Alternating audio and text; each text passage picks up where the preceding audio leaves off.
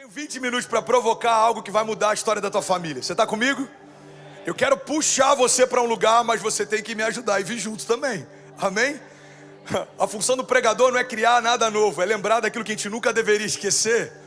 Então eu vou começar a liberar palavras e elas vão trazer à tua memória coisas que Deus já falou com você. Você está comigo? Eu queria fazer um convite. A banda, prepara aí, vamos juntos. Jamba, pode voltar, meu filho. Isso. A água a gente leva lá. Isso. Vai no banheiro depois do culto. Vambora, meu amado. Isso.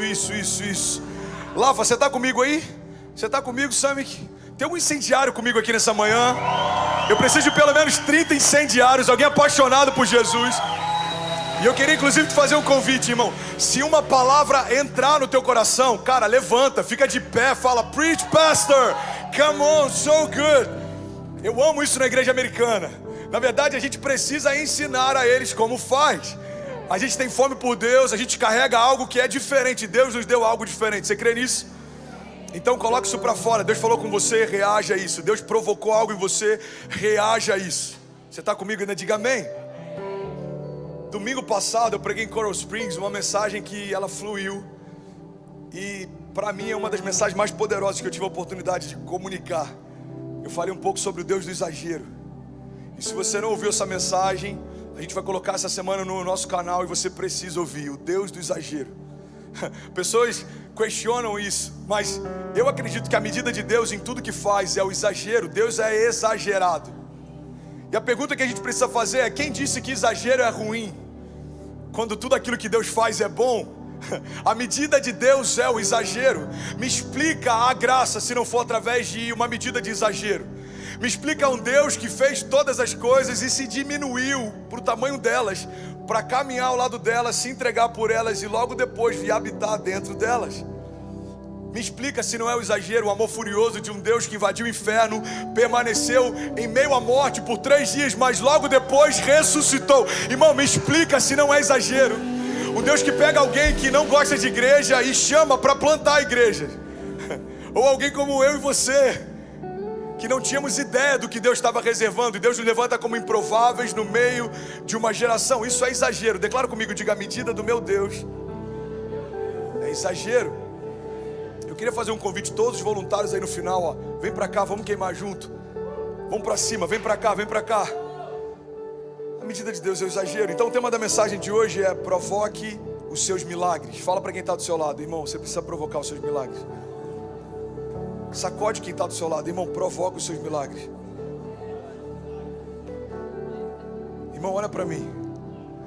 Somos passivos muitas vezes quando o assunto é viver milagres, mas somos proativos muitas vezes quando o assunto é viver pecado.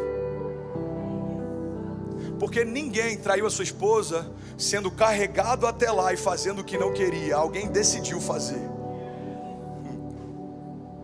Ninguém que teve um problema de desvio financeiro, ou de desvio de caráter, ou qualquer coisa do tipo, acordou um belo dia e viu que fizeram por ele algo que ele não queria fazer. Todo pecado é uma posição ativa de alguém que decidiu fazer o que não deveria ter feito.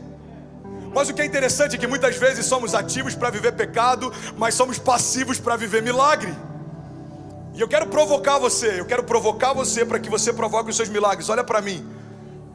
É você quem vai chamar os céus para a terra. É você quem vai tomar as realidades dos céus e vai trazê-las para a terra.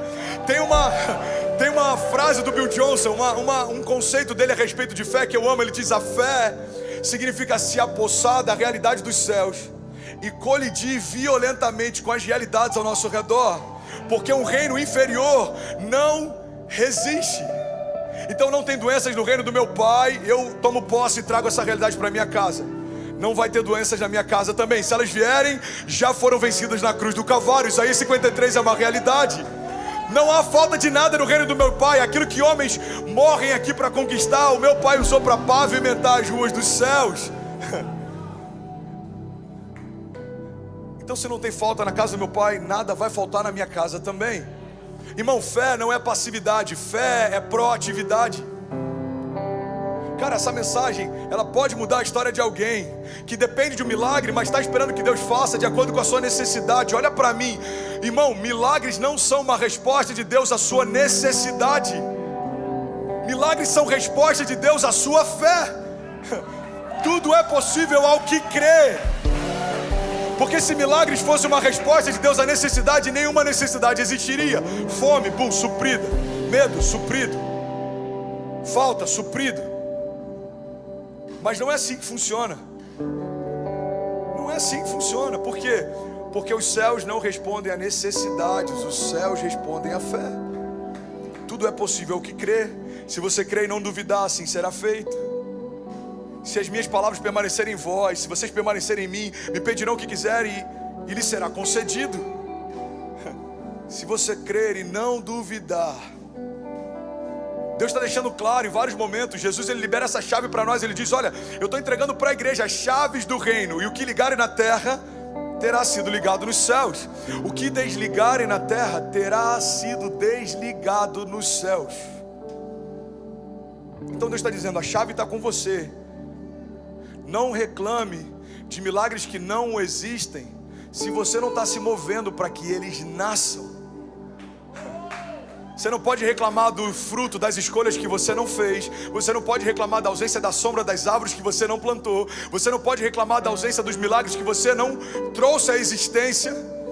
Eu posso sentar na calçada e chorar todos os dias porque não tenho kids, ou eu posso me levantar com ousadia e trazer à existência aquilo que não existia e tratar como se já fossem coisas que não são. E se você perguntar, tem mais espaço do que crianças lá? Tem, mas vai chegar um momento que vai ter mais criança do que espaço lá. E aí a gente avança. Tem alguém que está comigo aqui? A gente avança. Provocamos o próximo teto.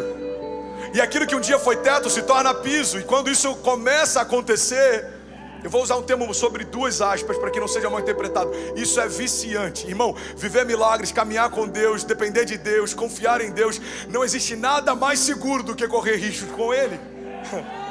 Eu estou mais seguro correndo os riscos com Deus em Miami do que se eu tivesse ficado no sofá em Cabo Frio. É confortável, eu conheço, esse é o meu quadrado, eu sei onde tudo está. Eu prefiro a mediocridade do conhecido do que o extraordinário do desconhecido. Irmão, o extraordinário está à espera dos seus passos de fé. Ele não vai bater na porta, ele não vai te chamar. É você quem chama ele, é você quem cria ele. Olha para mim, eu quero provocar algumas coisas em você. Talvez a cosmovisão de alguns pode até ser abalada hoje, mas eu quero deixar claro que só depende de você. Isso vai doer e vai incomodar muita gente. Teologicamente, isso é quase que um pecado. Como assim, André? Só depende de mim. Depois da redenção, só depende de você. Porque a parte dele, ele já fez. A palavra diz que ele nos abençoou. Ou seja, tem gente esperando Deus fazer aquilo que Deus já fez. Tem gente esperando Deus dar o que ele já deu. Tem gente esperando Deus liberar o que ele já liberou. Eu já dei a chave do reino. Liga e vai ser ligado, desliga e vai ser desligado. Eu já dei autoridade para vocês pisarem em serpentes e em escorpiões. Então não aceita sobre a tua casa aquilo que eu já levei sobre mim. Deus, tem uma crise na minha casa. Libera a palavra, se posiciona. É por isso que a gente está vivendo uma crise na igreja, porque estamos vivendo uma crise na nossa identidade. Estamos vivendo um tempo em que homens têm medo de serem homens, mulheres têm medo de serem mães. Qual que é o papel do homem? É governar sobre a sua casa. É ser um sacerdote em tempos de crise, é apontar um caminho quando ninguém sabe para onde vai. Qual o papel da mulher? É ser uma ajudadora, alguém que está junto, não de baixo, mas ao lado, construindo uma visão. Alguém que se submete porque sabe que o marido sabe para onde está indo. Alguém que entendeu que existe um governo estabelecido sobre a tua casa, e essa é a expressão do céu. Existe um governo estabelecido sobre nós. O problema é que a gente quer democracia em lugares onde ela não existe, irmão. A democracia não existe no reino. Deus dá uma palavra e se submete. Agora imagina um Deus que reina sobre todas as coisas, agora dando para você essa mesma autoridade. Você libera a palavra e a criação se submete. Eu sei que eu estou falando rápido, porque eu prometi que ia pregar em 20 minutos. Assiste depois o slow motion no YouTube. Pega isso, irmão. Me explica o milagre de Lázaro, se não é a criação respondendo a uma ordem de Deus. A matéria de Lázaro estava podre, o corpo de Lázaro fedia, o ouvido de Lázaro não funcionava. Então o que aconteceu com Lázaro não tem nada a ver com o que Lázaro sentiu, tem a ver com o que Jesus falou. O problema é que a gente está muitas vezes esperando sentir para crer que vai acontecer. Não tem a ver com o que você sente, tem a ver com aquilo que Deus fala. Então Deus te deu autoridade para falar em nome dEle. Fale, abra sua boca, profetiza, traga existência. Abra sua boca, abençoe. Abra sua boca, libera. Foi como eu falei no momento da oferta. Toda chuva que a gente vê hoje, ela foi gerada um dia. Ela não nasce em segundos. São nuvens carregadas com água durante algum tempo, vapor. Você já deve ter estudado isso na escola, lembra do ciclo da água? Vapor se condensa, forma as nuvens, e quando o peso está forte demais, ela precisa liberar aquilo que um tempo ela reteve. Então, a chuva, eu acho que é uma boa expressão daquilo que acontece através da igreja. Deus nos encharcou de algo e a gente precisa liberar. Soaking, encharcado. O nosso culto e a celebração, esse é o projeto de Deus para esses encontros. Quem está seco vem se encharcar, mas quem está cheio vem transbordar. Por isso que no momento do louvor a gente fala, fecha os teus olhos, abre a tua boca, libere a palavra, irmão. É um momento incrível para você trazer existência o que não existe, para você desenhar com as suas orações os próximos passos de fé que você vai dar. Irmão, guarda isso. A gente aprendeu a desenhar projetos em planilhas, a gente aprendeu a desenhar projetos através de números, mas a gente precisa aprender a desenhar milagres através da oração. Fechar os olhos e declarar: eu creio numa igreja viva sobre a cidade. Eu creio que os meus filhos serão como flechas sobre as nações. Eu creio que ninguém vai impedir o que Deus disse que faria. Eu creio, saúde perfeita. Eu creio, milagres vindo ao meu encontro, sinais e maravilhas, eles me seguirão. É o que a palavra diz, eu creio. O mar se abrindo para eu passar e se fechando quando os meus inimigos vierem depois de mim. Eu creio, uma fornalha ardente seria um cenário de morte para muitos. Para mim, é um lugar onde eu vou dançar com Deus no fogo. Eu creio. Leões farão jejum se eu for lançado em meio às covas. Tempestades cessarão quando eu abrir a boca e declarar: vento, aquieta-te, mar, acalma-te. A pergunta que os discípulos fazem: quem é esse que até o vento e o mar lhe obedecem? Quem é esse?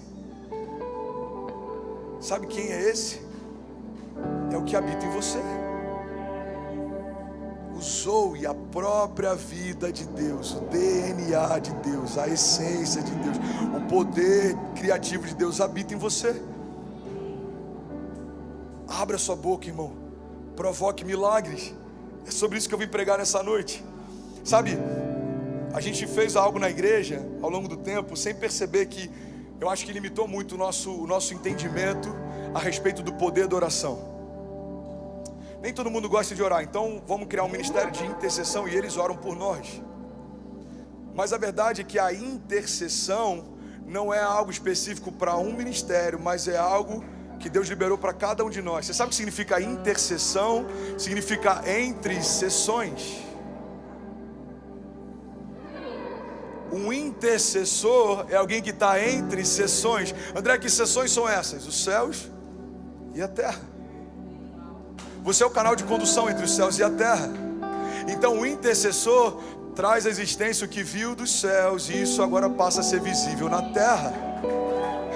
Não sei se você lembra, pessoal que está no lounge, por favor, vem para cá, Joãozinho, vem para cá, eu quero pregar, vem, me ajuda. I need your help and your fire and your passion. Come on. Eu lembro que eu preguei um tempo atrás sobre visionários. E sabe o que é interessante? Todo visionário tem uma capacidade de passear no tempo. Tem uma mensagem minha, foi a primeira que eu preguei em Orlando, chamada Back to the Future. Você quer saber sobre o seu futuro? Volta na tua essência. O que o visionário faz? Ele tem a capacidade de passear no tempo. Ele vai no futuro, vê algo, volta para o presente e conta o que viu. Pega isso, irmão, quero pregar nessa manhã. Ele vê algo no futuro que ninguém viu, ele volta para o presente para contar. E por isso que muita gente acha que é loucura. É por isso que o ministério profético muitas vezes é mal compreendido. É por isso que tem alguns sonhos que Deus te deu e você carrega, que ninguém acha que vai acontecer, mas você tem uma firme convicção. Por quê? Você viu que ninguém viu. O problema é que a gente está dependendo de aprovação de outros para confiar naquilo que Deus faria. Irmão, não precisa fazer sentido para ninguém, se já faz sentido para quem te prometeu. André, não faz sentido, eu entendo, você não viu o que eu vi, deixa eu continuar. Não faz sentido, eu entendo, vocês não viram o que eu vi, deixa a chuva chegar. Não é parecer estúpido até a primeira gota de chuva cair. Não faz sentido, mas não tem que fazer. Deus não chamou a igreja para se mover por sentimento, Deus chamou a igreja para se mover por fé. Não caminhamos por aquilo que vemos, mas por aquilo que cremos. Você está comigo? Então eu quero te fazer esse convite, irmão. Provoque os seus milagres. Deus, me faz enxergar o que eu ainda não vi, me leva a lugares que eu ainda não fui, me dá visões de futuro. E quando Deus te der, abra a sua boca e profetiza. O profeta está diante de um vale de ossos secos e tem um diálogo poderoso acontecendo ali. Você acha que esse vale de ossos secos pode voltar a viver? O profeta fala: Senhor, tu sabes. Então abre a tua boca e profetiza. Pega isso, irmão. O profeta abre a boca, mas ele não fala algo que ele nunca tinha ouvido ninguém falar. Ele fala o que ele ouviu Deus falar. A Bíblia diz que o profeta fala: vale de ossos secos, ouçam a voz do Senhor. Eu ouvi algo de Deus e eu trouxe a existência. Qual que é o próximo passo? O som do céu. Ossos se unindo aos ossos, juntas e medulas, carne, pele. E aquilo que estava morto agora está marchando, cheio de vida. Por quê? Porque alguém acessou os céus e trouxe isso para a terra. Você está comigo ainda? Eu sei que é provocativo. A gente quer um lugar muitas vezes mais passivo. Estou abrindo uma empresa, eu quero que o meu pastor vá orar por ela. A gente pode ir, mas o que você carrega é suficiente para liberar algo sobre o teu negócio. A gente precisa de cura. Eu quero que um profeta que é bom de cura venha. Deus usa profetas, mas também existe sobre você uma carga profética. Abra a tua boca, libere a palavra, abençoa os teus filhos, abençoa o teu negócio, abençoa a tua igreja, abençoa a tua jornada, abençoa o teu ano. Todas as vezes que você me vê pregar aqui, nos últimos 4 ou 5 anos, ou mais um pouco, talvez 6, 7 anos, não tem um ano que eu não diga: esse já é o melhor ano da minha vida. Porque por mais que ele ainda não seja, pelo poder da palavra, ele está se tornando. Esse ano já é o melhor ano da minha vida. Até quando? Até que venha o próximo. Alguém está comigo? Me deixa saber quanto tempo eu tenho. 3 minutos e 50. Amém. Alguém está recebendo algo de Deus nessa noite? Nessa manhã? Tem um conceito que eu acho interessante. Se chama efeito borboleta. Alguém já ouviu falar do efeito borboleta? Tem até um filme de Hollywood que fizeram a parte desse conceito. Eu não acredito nele, ok? Mas eu acho que ele pode ser uma expressão do que a gente pode fazer através da fé. O efeito borboleta, ele acredita que um simples bater de asas de uma borboleta no Oriente pode causar tsunamis no Ocidente. O efeito borboleta acredita que coisas pequenas estão interconectadas. Então tudo que acontece no mundo gera uma reação. Quando eu li sobre o efeito borboleta a primeira vez, eu falei: isso é fé. Uma palavra, poucas letras, uma frase provoca a abertura do mar, faz o morto ressuscitar, faz um tumor ser expelido, ou faz uma família ser restaurada, faz alguém cativo ser liberto, ou faz alguém cansado ser renovado, faz algo que não existia existir, faz algo que não fazia sentido passar a ter. Irmão, uma palavra libera destino, uma palavra muda uma história, uma palavra transforma uma região, uma palavra. Palavras não são só palavras, palavras são liberações. Então abra a tua boca e profetiza. Milagres são reativos, milagres são reativos. Sabe o que eu acho interessante? Eu quero finalizar falando um pouco sobre isso. A gente tem, eu vi isso do Leandro Barreto e eu achei demais. A gente tem um relato na história, um relato de alguém que Jesus percebeu a presença dele. As multidões percebiam a presença de Jesus, tanto que quando sabiam que ele estava passando, corriam para vê-lo passar. Quando sabiam que ele estava pregando, corriam para ouvi-lo pregar. Jesus, ele amontoava multidões, porque quando alguém dizia, cara, Jesus está na cidade, todo mundo corria para lá. Então a presença de Jesus sempre foi percebida. Mas só tem um relato de uma pessoa que Jesus percebeu a presença dela. Cara, isso é muito forte. Vem comigo, você está comigo ainda? Diga amém. Alguém está recebendo algo de Deus essa manhã? Diga amém. A gente tem 5.000 famílias conectadas. Você que está online, em nome de Jesus, receba isso. Receba isso. A gente vai receber testemunhos de milagres através dessa mensagem hoje. Eu creio nisso. Irmão, a Bíblia diz que uma mulher ouviu dizer que Jesus estava passando e ela correu para encontrar com ele. Então essa mulher, ela está escondida e ela nem chega a tocar em Jesus. Ela só tocou no que tocava Jesus. Você já pegou essa chave? A gente já falou sobre isso algumas vezes. Essa mulher toca na orla das vestes de Jesus e ela sai. Porque para ela, aquele toque era tudo que ela precisava. Ela tocou, foi curada e saiu.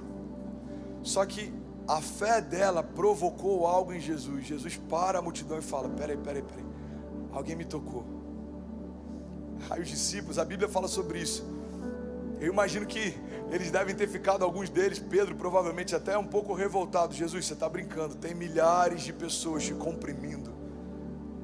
Tem gente de tudo que é lugar. Como assim alguém te tocou? Aí ele fala, não, alguém me tocou diferente. Porque saiu virtude de mim. Irmão, pega isso em nome de Jesus. Alguém me tocou diferente, porque saiu virtude de mim. Cara, ali a gente vê um precedente. Milhões podem tocar Jesus, mas nem todos estão recebendo virtude dele. Milhões podem estar perto de Jesus, mas nem todos estão acessando os milagres que ele carrega. Irmão, Jesus está estabelecendo um novo nível. Não tem a ver com estar perto, tem a ver com ser um comigo. Não tem a ver com estar perto, tem a ver com receber de tudo aquilo que eu carrego. Irmão, Jesus está dizendo, não tem a ver com estar numa igreja, tem a ver com saber quem eu sou. Não tem a ver com ouvir uma mensagem, tem a ver com ter fome de mim. A gente cantou uma música aqui, para mim é uma das mais incríveis. Inclusive eu não sei se a gente pode talvez finalizar aqui com aquela do Vilas Boas. Se quiser a galera pode subir para parecer que a gente está terminando. A gente cantou sobre fome. Eu tenho fome. A forma mais poderosa de você provocar os milagres que a tua casa precisa é apresentar para Deus fome. Deus, eu tenho fome por milagres. Eu quero viver aquilo que os meus pais diziam que você fazia. Pai, eu quero viver aquilo que os meus filhos ainda não viram a nossa casa viver. Pai, eu quero viver o sobrenatural. Eu quero ver o mar se abrir. Eu não quero ser um crente de domingo. Eu quero ser um filho na fé. Eu quero andar sobre as águas. Deus, eu quero ver o Senhor fazer. Eu quero ver o Senhor falar. Deus, eu quero te tocar. Eu quero te sentir. Eu quero tirar algo de você. Eu quero virtude sobre mim. Vou finalizar aqui, irmão, mas pega isso. Às vezes a gente é ativo para viver pecado, mas é passivo para viver milagres. Eu quero te fazer um convite. Se for Jesus ligando, pode atender, você fica de boa. A gente brinca isso, mas já pensou um dia o culto de Jesus falar, oi? Chama o André rapidinho que eu quero falar com ele. Guarda isso, irmão. Jesus disse, quando 2 ou mais se reunirem no meu nome, lá eu estarei. Primeira verdade, Jesus está aqui. Não, você não acredita nisso. Você não acredita nisso, sabe por quê? Se ele viesse de forma carnal e entrasse, você ia pirar com a presença dele. Então quando a gente fala Jesus está aqui, amém. Eu vou liberar isso e eu quero que você traga isso à tua consciência. Jesus está aqui, agora, passeando nos corredores. Jesus está aqui. Quando 2 ou mais se reunirem no meu nome, lá eu estarei. Primeira verdade sobre essa manhã, Jesus está aqui. Segunda verdade, para a gente poder fluir debaixo desse entendimento essa manhã: o que ligarem na terra terá sido ligado nos céus. A gente vai terminar esse culto. No momento de adoração, eu queria que você começasse a ligar algumas verdades sobre a tua casa, sobre a tua vida, sobre o teu interior, sobre o teu coração, sobre a tua mente, sobre os teus filhos, sobre o teu ano, sobre essa década. Abra a sua boca e começa a provocar os céus. Irmão, eu não sei se você já viu alguém que vê uma árvore cheia de frutos e começa a sacudir para poder ter acesso a eles. É exatamente assim a provocação que a gente faz. Deus, eu vou sacudir até que os milagres venham. Eu vou provocar os céus até que os céus desçam. Eu vou clamar até que o Senhor venha. Clama a mim, responder-te-ei e anunciar-te-ei coisas grandes e insondáveis que não sabes. Clama a mim e eu tenho resposta para você nessa manhã. Você está comigo?